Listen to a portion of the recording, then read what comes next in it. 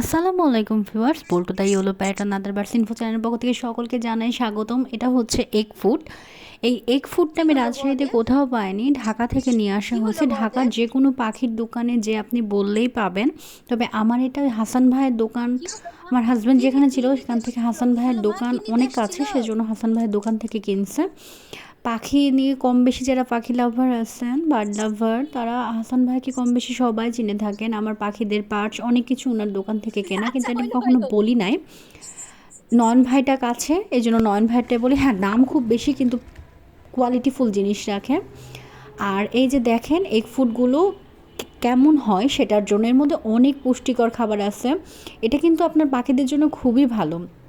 আমি তো নিজে তৈরি করে ডিম সিদ্ধ কুসুম বাদে দিই, অলরেডি আমার ভিডিওতে দেওয়া আছে, আপনারা জানেন। তো এই দেখেন পাখিদেরকে খেতে দিলাম।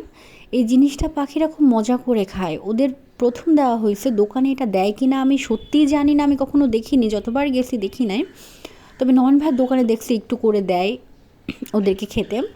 তো এদের জন্য কিন্তু প্রোটিন জাতীয় খাবার এদের খুব দরকার হয়।